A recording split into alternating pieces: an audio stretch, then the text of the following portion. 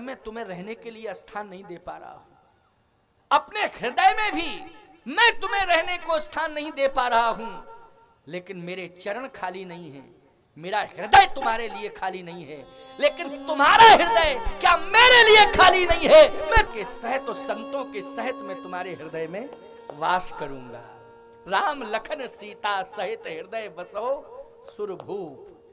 बोलो, राम लखन सीता सहित हृदय बसो सुरभूप। मैं तुम्हारे हृदय में निवास करूंगा। तुम्हारा हृदय मेरे लिए खाली है कि नहीं? उसी समय हनुमान जी ने हृदय फाड़ दिया अपना। बंदहु पवन कुमार खलबन पावक ज्ञान घन, जासु हृदय आगार, बसहि राम सर चाप धर। बोलिए हनुमान जी महाराज की। किष्किंधा कांड का ये मर्म है। समझ में आया कि नहीं? ये किष्किंधा कांड का मर्म है। अब हृदय में बैठ गए राम जी। अब एक और बढ़िया बात बता दें, क्योंकि अब मेरे पास समय ज्यादा नहीं बचा है।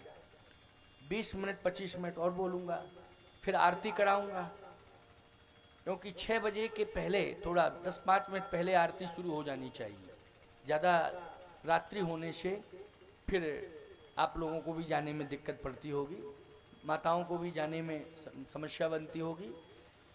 मैं चाहता हूं कि 5 मिनट पहले, 6 बजने के 5 मिनट पहले ही आरती प्रारंभ हो जाए। तो अभी 25 मिनट का समय, 25-30 मिनट का, आधा घंटा समय लीजिए। आधा घंटे का समय है। घड़ी में हो सकता है 1-2-4 मिनट का अंतर हो सकता है। आपकी घड़ी में, हमारी घड़ी में 2-5 मिनट का, 10 मिनट का भी अंतर हो सकता है। इतने, इससे ज्यादा अंतर नहीं।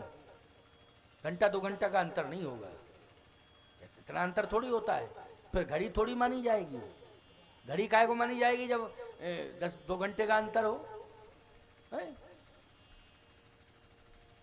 बस ज्यादा से ज्यादा 5-10 मिनट का अंतर, 7 मिनट का अंतर, कभी कभी तो बिल्कुल 1-2 मिनट का अंतर होता है, कभी 1-2 मिनट का भी अंतर नहीं होता है। क्योंकि रेलवे टाइम से अगर घड़ी मिला दी जाए तो फिर घड़ी में ज्यादा अंतर नहीं होता है। लोग बाग ज्यादातर टेलीविजन से मिला लेते हैं, 2 ही से मिलाते हैं ना, रेलवे या टेलीविजन, बस 2 से मिलाते हैं। एक जगह हम कथा कह रहे थे, मैंने कहा हमारी घड़ी में इतना बजा है, तो एक व्यक्ति खड़े होकर कहता है कैसे बजा है? कभी तो 1 घंटे का, 1.5 घंटे का हमारी आपकी घड़ी का अंतर है। तो हमने कहा हमारी घड़ी तो नहीं है खराब, क्योंकि हम तो मिला के आए हैं। तुम्हारी घड़ी? बोले हमारी घड़ी भी खराब नहीं है।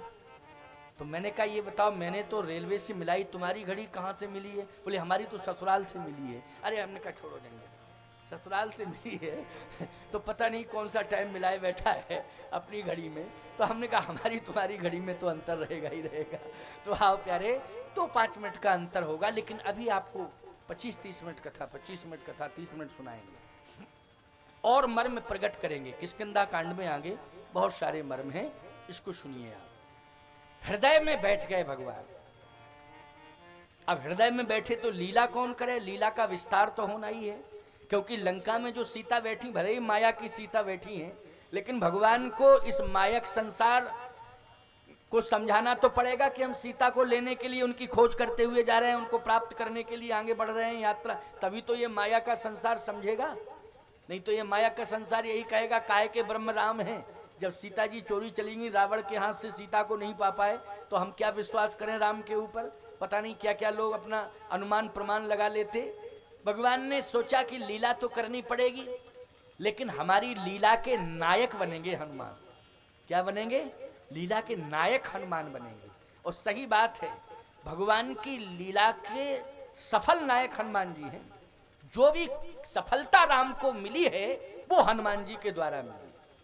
हनुमान के पहले तो रो रहे थे, बिलख रहे थे, पेड़ पौधों से पूछ रहे थे, पशु पक्षियों से भी पूछ रहे थे, लेकिन हनुमान जी जब से मिले तब से किसी से पूछे सीता के बारे में? बोलो भाई, सीता के बारे में किसी से नहीं पूछे। कंफर्म हो गया कि अब तो हनुमान मिल गए, अब तो सीता कंफर्म मिल ही जाएंगे। विश्वास है, इसलिए हनुमान जी पर बहुत बड़ा विश्वास है राम जी का। तुम लोगों को भी सबसे, संसार में अगर सबसे ज्यादा विश्वास करना चाहते हो तो हनुमान जी पर करना। इधर उधर भटकने की आवश्यकता नहीं है। कोई भ्रमित आपको करना चाहे, इधर उधर भटकाए, तो बिल्कुल भ्रमित मत होना। एक भरोसा केवल हनुमान का, बस चरण पकड़ लेना हनुमान जी के, उनके ही चरण शरण में रहना। हनुमान जी सबसे मिला देंगे, सबसे हनुमान जी मिला देंगे। हनुमान जी बद्रीनाथ से भी मिला देंगे, हनुमान जी जगन्नाथ से भी मिला देंगे, हनुमान जी कामतानाथ से भी मिला देंगे, हनुमान जी विश्वनाथ से भी मिला देंगे। कोई नाथ नहीं बचेगा, बस हनुमान जी के चरण शरण में रहना। बड़ा दिव्य विग्रह है यहाँ रानी खेड़ा आश्रम, ये बहुत ही सुंदर भव्य मूर्ति हनुमान जी की, बड़ा सुंदर वरद मुद्रा में हनुमान जी दर्शन दे रहे हैं। हमारे गुरुदेव भगवान की भी यही चॉइस थी। हमारे गुरुदेव जी जब हनुमान जी को लेने के लिए जयपुर गए तो उन्होंने कहा कि वरद मुद्रा में हनुमान जी को लेंगे, और स्पेशल रूप से ऑर्डर दे करके बिल्कुल सेम यही मुद्रा में हमारे गुरुदेव ने पसंद किया था। अब तो उनका शरीर नहीं है, संसार से चले गए, लेकिन इसी मुद्रा में हनुमान जी को वो मानते थे, उन्हीं की उपासना करते थे। हमने दर्शन किया तो हमने कहा वाह, ये तो हमारे हनुमान जी बैठे हैं यहाँ। तो सही बात तो ये हमारे हनुमान जी बैठे हैं, इसका मतलब ये हमारे गुरुदेव भी कामतानाथ से जुड़े थे, उन्हीं की परंपरा में मैं आकर के पीठाधीश्वर बना। तो सीधी सी बात है कि रानी खेड़ा आश्रम भी कामतानाथ से जुड़ा है और कामतानाथ रानी खेड़ा आश्रम से जुड़े हैं। इसलिए वही हनुमान जी जो हमारे गुरुदेव को पसंद थे वही यहाँ विराजमान है। तो ये हनुमान जी की विशेषता, इन पर ही विश्वास करना, इनके ही चरणों से जुड़े रहना, सब कुछ तुम्हें मिल जाएगा।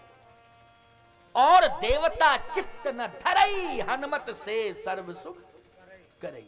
और देवता चित्त न धरई, किसी की आवश्यकता नहीं है। एक ही साधे सब सधे और सब साधे सब जाए। सबके चक्कर में रहोगे तो सब चला जाएगा, और एक को पकड़ लिया तो ये समझ लेना कि सब कुछ मिल जाएगा आपको। जो चला गया है वो भी एक दिन आ जाएगा। हनुमान जी पर विश्वास करो। आप जानते हो परम सिद्ध संत हुए हैं नीम करौरी बाबा। बोलो किस पर विश्वास करते थे? हनुमान जी पर। अपने हाथ से उन्होंने हनुमान जी की मूर्ति बनाई। आज भी नीम करौरी धाम में वो मूर्ति स्थापित है, ऐसी मान्यता है, और लाखों लोग वहां दर्शन करने जाते हैं। तो बोलो किसके बल पर सिद्धियां रिद्धियां सिद्धियां प्राप्त की थी? हनुमान जी के बल पर, क्योंकि हनुमान जी ने ही कामतानाथ से जोड़ दिया, हनुमान जी ने ही चारों धाम से जोड़ दिया है। और आज संत बच्चा बाबा को भी जो भी रिद्धियां सिद्धियां प्राप्त हुई हैं, जैसे नीम करौरी बाबा को हनुमान जी से प्राप्त हुई हैं, वैसे ही कामतानाथ जी महाराज ने हनुमान जी से जोड़ दिया है बच्चा बाबा को। तो आज उन्हें भी सब कुछ मिल गया है, सब कुछ प्राप्त हो गया है। प्यारे, ये हनुमान जी की कृपा है। किसकी कृपा है? हनुमान जी की कृपा है। कामतानाथ जी भी जोड़ते हैं तो हनुमान जी से ही जोड़ते हैं। किससे जोड़ते हैं? जगन्नाथ भी जोड़ते हैं तो हनुमान जी से जोड़ते हैं। विश्वनाथ भी जोड़ते हैं तो हनुमान जी से जोड़ते हैं। इसलिए हनुमान जी परम सिद्ध देवता है। इधर उधर भटकने की आवश्यकता नहीं है, बस केवल हनुमान जी के हो जाओ। तो आइए सुनिए जरा, लीला करनी है, लेकिन भगवान तो हनुमान जी के हो गए। किसके हो गए? राम लखन सीता सहित तुलसीदास जी कहते हृदय बसों सुरभूप, ये तो हनुमान जी के हो गए हैं। अब सीता की खोज कौन करे, सीता का पता कौन लगाए? तो हनुमान जी ने ही प्रार्थना की। अब देखिए लीला के विस्तार में हनुमान जी प्रार्थना कर रहे हैं। यानी भगवान अपनी इच्छा से अब कुछ भी नहीं करेंगे, जो हनुमान जी कहेंगे वही राम जी करेंगे। अब यहां से हनुमान जी ने प्रार्थना की, अब राम जी का रोल खत्म है पूरा। अब कुछ नहीं, राम लखन सीता सहित अब तो हृदय बसो सुरभू। लेकिन अब हनुमान जी कहते हैं नाथ शैल पर कपिपति रही, नाथ शैल नाथ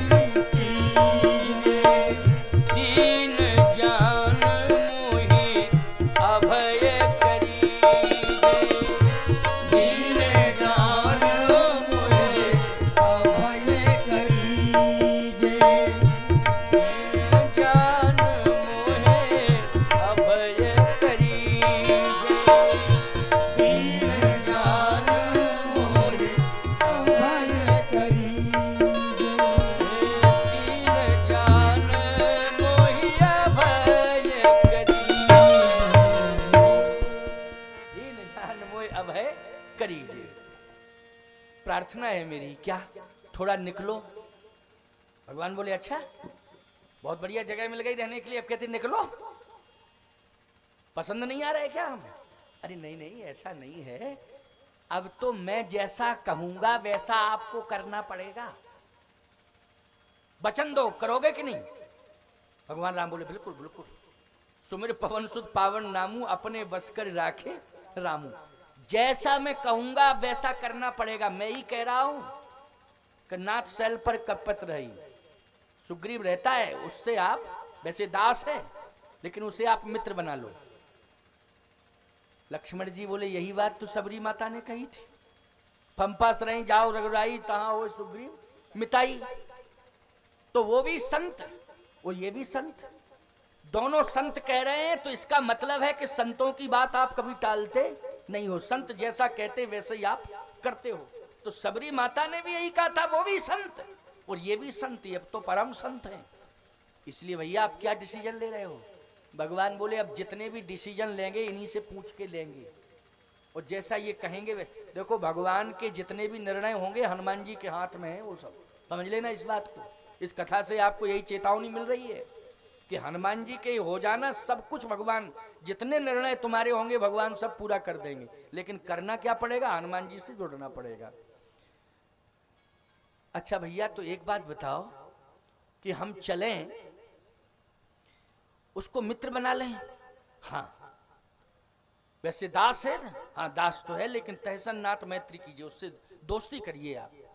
चलो जैसा तुम कह रहे हो वैसे ही हम करेंगे, अब हमें अपने आप तो कुछ सोचना नहीं। निकल के जैसे ही राम जी चलने लगे, हनुमान जी बोले ना ना ना ना, चलना नहीं है, मेरे रहते हुए आपको चलना पड़े फिर मैं किस काम का? तो लक्ष्मण जी बोले साधन लाओ।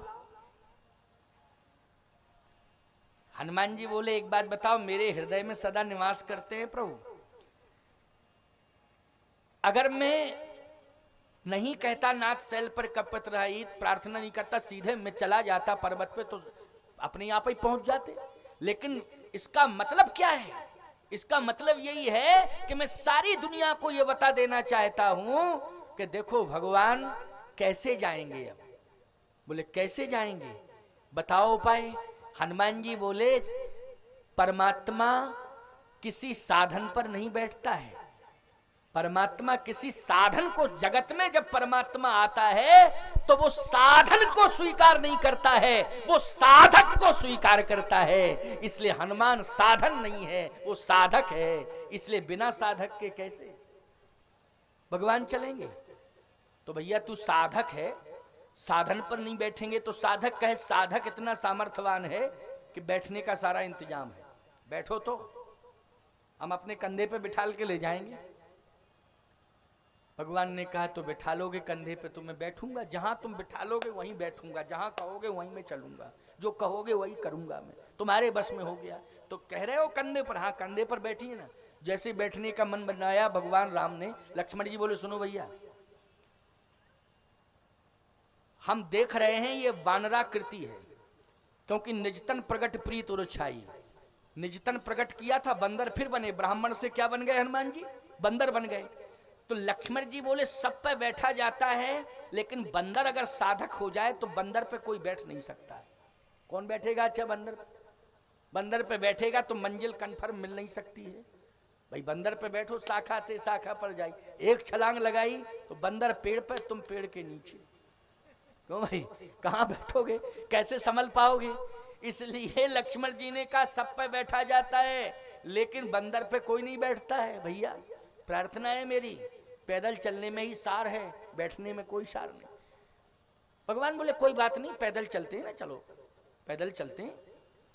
हनुमान जी बोले सेवक के रहते हुए स्वामी को पैदल चलना पड़े, सेवक के रहते हुए स्वामी को पैदल चलना पड़े तो क्या मतलब है? क्या पैदल तो चलने नहीं दूंगा। लक्ष्मण से कहा लक्ष्मण, जब बैठने के लिए बार बार हनुमान कह रहे हैं तो बैठ जाना चाहिए।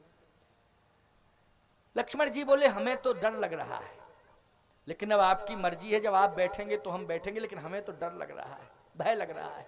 क्यों? सामने देखता हूं तो पहाड़ है और नीचे देखता हूं तो गहरी खाई है। जरा सा चूके या तो पहाड़ से टकराए या खाई में गए। क्यों भाई? या तो पहाड़ से टकराए या फिर खाई में गए। अब बड़ी समस्या है, बैठना पड़ेगा भैया। राम जी बोले अब तो बैठना पड़ेगा। लक्ष्मण जी बोले तो हम भी बैठेंगे। लिए दो उजन पीठ चढ़ाई। बोलो, लिए दो उजन पीठ चढ़ाई। दोनों को, राम जी को लक्ष्मण जी को, दोनों को पीठ पर, यानी कंधा और ये पृष्ठभाग, यहां हनुमान जी ने बिठाला है ऐसा। पीठ मानी मध्य भाग में नहीं, पीठ के कंधा और पृष्ठ का भाग जो है इस आधार पर बिठाला है, इस स्थान पर। और लिए दो जन पीठ चढ़ाई, जय श्री राम कह करके जैसे हनुमान जी आगे बढ़े, भगवान ने कहा लक्ष्मण आंख खोल करके देखो पर्वत कितना सुंदर है। लक्ष्मण जी बोले ना हमें पर्वत देखने, ना हमें प्रकृति के वृक्ष देखने। फिर हम तो आंख बंद किए हैं, मूंदो आंख कतऊ को नाई। क्या देखें? नीचे देखता हूं तो खाई है, ऊपर देखता हूं तो पहाड़ है। पहाड़ से टकरा जाऊं कि खाई में चला जाऊं, इसलिए देखना ही नहीं है। अब तो आप बैठे, हम भी बैठे हुए हैं, लेकिन भय है। भगवान राम ने कहा हनुमान रुको, मेरा भाई डर रहा है, इसलिए अब तुम्हारी बात मैंने मान ली। कुछ दूरी तक आ गया बैठ के, अब मेरा भाई डर रहा है, अब पैदल चलने दो। हनुमान जी बोले जब तक मंजिल नहीं मिल जाती है मैं किसी को नीचे नहीं उतारता हूं। जब तक मंजिल नहीं मिल जाती, ये मेरा लक्ष्य है कि जिसको आश्वासन दिया मंजिल तक पहुंचाने का, उसे पहुंचाता ही हूं। ये बीच वाला चक्कर हनुमान के पास नहीं है। लक्ष्मण जी ने कहा हम तो पहले ही कहा था कि आप पहले ही उसमें थोड़ा संकोच छोड़ देते और पैदल चलते तो सब कुछ ठीक हो जाता। अब तो बस यही स्थिति है कि मंजिल मिलती है कि नहीं मिलती, अब कोई ठिकाना नहीं, क्योंकि अब तो चल रहे हैं। हनुमान जी ने जैसे ही पूछा प्रभु राम से कि ये बताओ भाई डर रहा है, आपको कैसा लग रहा है? आप अपनी बात बताओ। ये तो भाई जीवाचारी है, जीव तो भयभीत रहता ही है। आपकी क्या कंडीशन है, पहले आप ये बताओ, आपको क्या दिखाई दे रहा है? भगवान राम बोले मैं ना पर्वत देख रहा हूं, ना मैं वृक्ष देख रहा हूं, और ना मैं खाई देख रहा हूं। मैं देख रहा हूं तुम्हारा पैर। क्यों?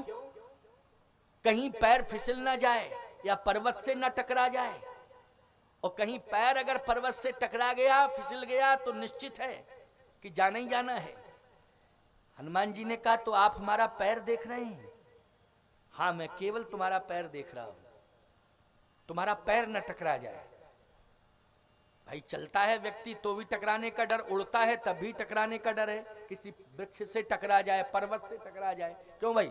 उड़ने वाले पक्षी कितने टकरा जाते हैं। बोले पहाड़ से टकरा गए या किसी पेड़ से टकरा गए तो पक्षी भी तो नीचे आ जाते हैं। उड़ने वाले पक्षी कितने धोखा खा जाते हैं, वो नीचे आ जाते हैं। अरे तमाम पक्षी तो करंट से टकरा जाते हैं।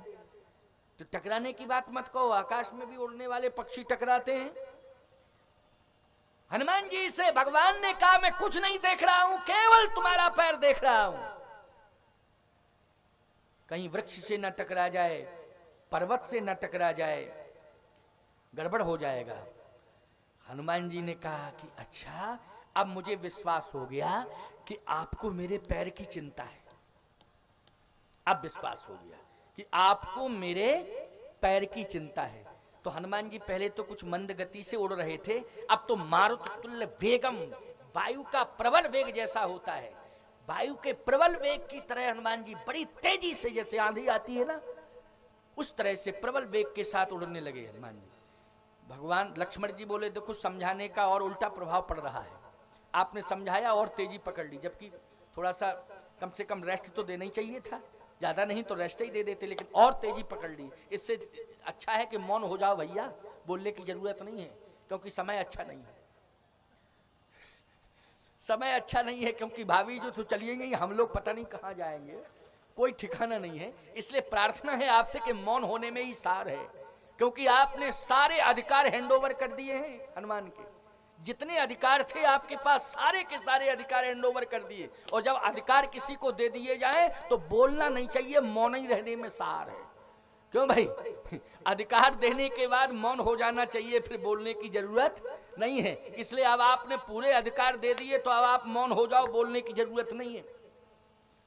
भगवान ने धीरे से कहा, हनुमान समझा रहा हूं तो तुमने वेग बढ़ा दिया है, कारण क्या है? हनुमान जी बोले, इसलिए कि अब मैं निश्चिंत हो गया हूं। पहले बोले, पहले मैं चिंतित था, पहले मैं चिंतित था, अब मैं निश्चिंत हो गया हूं। तो पहले तुम चिंतित क्यों थे? इसलिए था कि मुझे आपकी चिंता थी, लेकिन अब मैं वाणी सुन करके निश्चिंत हो गया हूं कि मेरी चिंता स्वयं आप कर रहे। और अब मैं इतना निश्चिंत हो गया हूं कि अब मुझे चिंता इसलिए नहीं करनी है कि जिस भक्त के जीवन की चिंता भगवान को हो जाती है, उस भक्त का जीवन कभी खतरे में पड़ ही नहीं सकता है, ये मुझे विश्वास हो गया। क्योंकि आपको मेरे जीवन की चिंता हो गई, इसलिए अब मैं निश्चिंत हूं। बोलो, किष्किंधा कांड कितनी बड़ी प्रेरणा दे रहा है, बहुत बड़ी प्रेरणा है। इसलिए कहता हूं कि किष्किंधा कांड मुक्ति जन्म में ही जान ज्ञान खान अगहान कर। प्रारंभ में ही मंगलाचरण में ही महात्म का वर्णन हो गया है। इसका कितना बड़ा महत्व है, कितना बड़ा महात्म है कि मुक्ति जन्म में ही जान ज्ञान खान अगहान कर, जहीं बस शंभु भवान सो काशी से ये कसना। मुक्ति देने वाला, भक्ति देने वाला और शक्ति देने वाला, तीनों विशेषताएं हैं किष्किंधा कांड की। मुक्ति देने वाला, भक्ति देने वाला और शक्ति देने वाला। ये तीनों प्रकार के तत्व, ये तीन तत्व जो विशेष तत्व हैं, ये सहज में ही प्राप्त हो जाएंगे। बस किष्किंधा कांड को ध्यान पूर्वक सुना जाए। ये किष्किंधा कांड की महिमा है। आपको धीरे धीरे कांडों से जोड़ूंगा ना, आगे सुंदर कांड आएगा। क्यों भाई? किष्किंधा कांड पूरा हो तो सुंदर कांड, और चिंता मत करो, सुंदर कांड भी आगे आएगा, वो भी कथा आपको सुनने को मिलेगी कि किष्किंधा कांड का क्या महत्व है और सुंदर कांड का क्या महत्व है। और ये तो हनुमान जी का दरबार है। किसका दरबार है बोलो भाई? हनुमान जी का दरबार है। तो हनुमान जी का जब दरबार है तो दो ही कांड महिमा मंडित हैं, किष्किंधा और सुंदर। ये हनुमान जी के नाम से, क्योंकि हनुमान जी का प्रत्यक्ष स्वरूप जो प्रकट हुआ है वो किष्किंधा कांड में ही हुआ है। बोलो, हुआ है कि नहीं? हनुमान जी का प्रत्यक्ष स्वरूप किष्किंधा कांड में हुआ है, और हनुमान जी का जो कर्तृत्व और व्यक्तित्व देखा गया वो सुंदर कांड में देखा गया है। इसलिए किष्किंधा कांड और सुंदर कांड ये दोनों अति महत्वपूर्ण कांड हैं। ये सामान्य और साधारण कांड नहीं है, बड़ी महिमा है। इसलिए प्रीति पूर्वक श्रवण करना चाहिए, सुनना चाहिए, परम कल्याण होगा। अंतिम 10 मिनट की बात सुन लो। मंजिल मिल गई। जिस पर्वत पर सुग्रीव रहता है, हनुमान जी प्रभु राम और लक्ष्मण को दोनों को उसी पर्वत पर पहुंचा देते।